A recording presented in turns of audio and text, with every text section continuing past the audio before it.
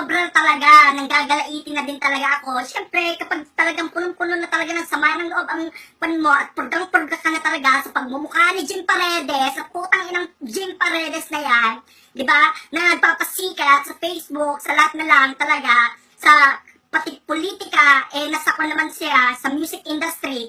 Nako, talagang hindi talaga matitigilan talaga ang bunganga ko. Pasmado kung pasmado, di ba? So maraming salamat talaga. Ayan, fresh look muna talaga tayo. Ayan, fresh look, di ba? Fresh look, ayan. Walang pores, mayaman, businessman, Chinese, di ba? So ayan nga, di ba?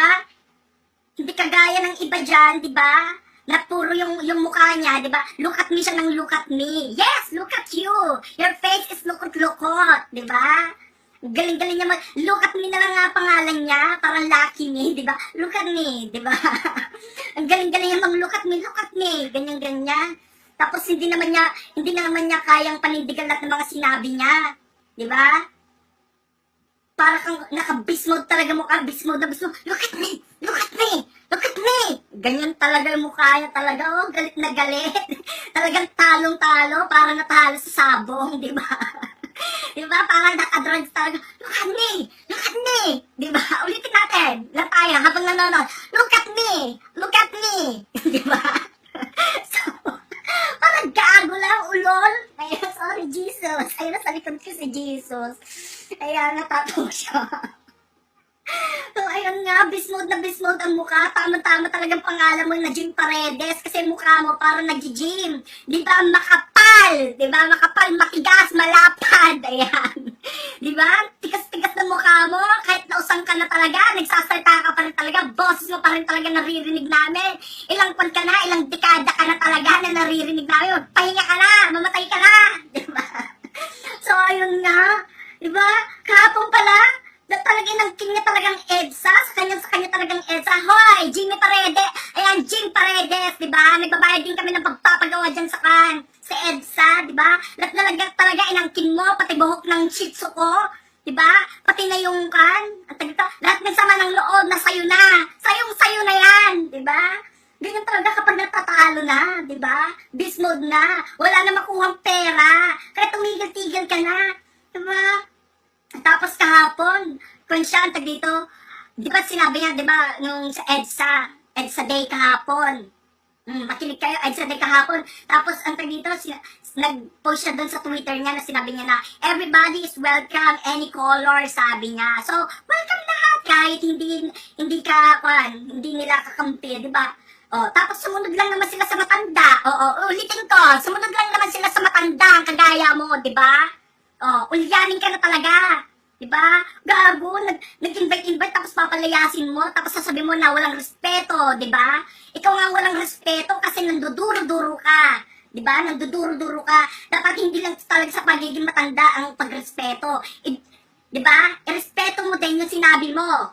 Diba? Tapos, wag mo rin siyang duduro-duruhin. At saka sisindak-sindakin. Diba? Ganyan ba ang ka?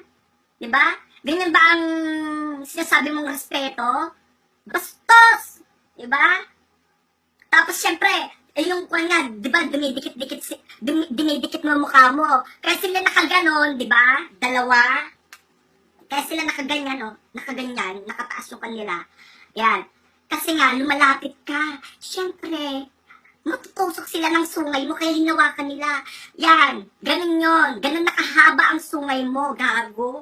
Talaga tong si Jim Paredes, lausan. Nako, hindi naman Pinoy yan. Pumunta naman na ng Australia. Australian citizen na yan. Pinapalit kami sa kangaroo, di ba? Di ba? Pa-jump ka pa. Nagpalit mo ang Carabao. Di ba? Tapos sabi mo kahapon na parang dito. Di ba sinasabi mo dati na bastos na magsalita si Duterte. Ikaw nga, di ba? O, makinig ka. Jim Paredes, ikaw nga, di ba? Kung magsalta ka sa mga tao kahapon, di ba? Pasigaw. Di ba? Nagbabanta. Nananakot. May pahamon-hamon ka pa. Di ba? Pumunta ka kaya dito. Di ba? Para makong kita. 10 times kitang makick. Upper kick, di ba? Tapos yung EDSA Revolution, EDSA Day, di ba? Di ba kaya nga kayo may celebration, di ba, ng EDSA Day para i-celebrate ninyo yung yung pinaglaban ninyo na freedom of speech. Oh, tapos ngayon titigilan nyo yung mga bata, di ba, na magsalita. Oh, ano, nataraugang ka. Siyempre, may gusto silang sabihin sa'yo. Ngayon, since hamon ka ng hamon, di ba?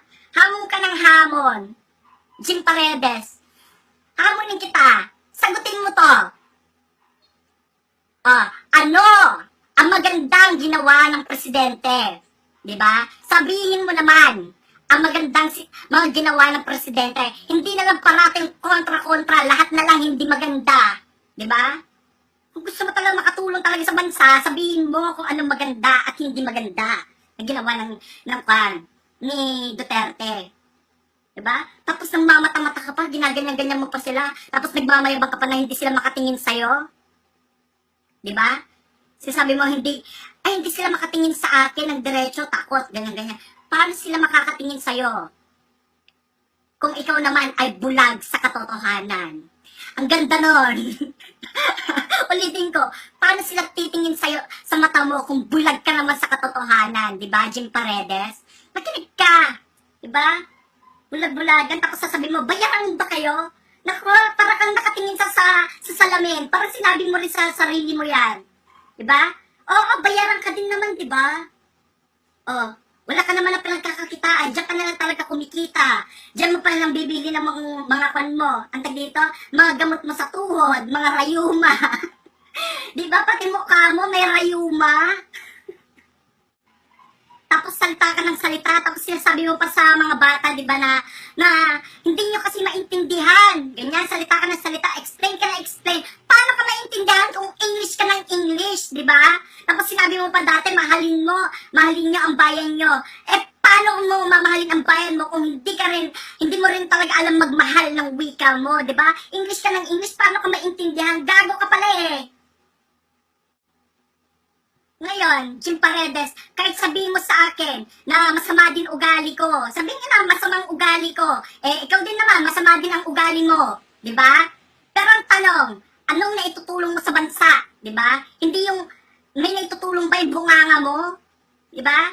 Sa yung mga pang-aaway-aaway mo, nakakatulong ba yon? Lahat na lang ng proyekto, talagang kukontrahin, ganon. Ang pagkakaiba natin, meron akong foundation, tumutulong ako, nag-feeding program ako, nagtuturo ako ng Bible study sa mga bata, araw-araw. Di ba? Pumupunta-punta ako sa yung mga bundukin para tumulong. Ikaw, hanggang salita ka lang. Di ba? Hanggang salita ka lang. Sarili kong pera ang ginagamit ko. Ikaw, yung pera ng bayan, ginagamit ninyo. Yolanda, yon, di ba? Tapos binubulsa mo lang, hindi mo naman tinutulong, di ba? Sa bunganga mo, napupunta lahat, di ba? Tumigil-tigil ka, huwag kang makipagkuhan sa akin kasi I am Pinoy, di ba? Talagang Pinoy talaga yung t-shirt eh. I am Pinoy, di ba? Ayan, hinahamon kita ngayon. Jim Paredes, kung matapang ka talaga, Jim Paredes, nako, ang alam ko talaga bakla ka eh. Kasi singer ka. Mahilig ka sa nota. Mahilig sa nota, buratite. Ayan, kung matapang ka talaga, di ba, hinahamon kita. Hinahamon kita, ilabas mo yung titi mo. Di ba, kaya mo? Para makita talaga kung supot ka o tuli, di ba? Gusto mo talaga nahamunan? Sige, pakita mo ang titi mo. Gabo talaga nito. Tapos ikaw, kapag di ba, singer ka, gumagawa-gawa ka ng mga kanta, di ba, may sinulat ka dati na bawat bata sa mundo, dapat kung anong sinusulat nyo, ginagawa nyo din, di ba? Ginagawa nyo din. Dapat talaga sinasabuhay nyo din kung ano sinusulat nyo at kinakanta yung mga kanta.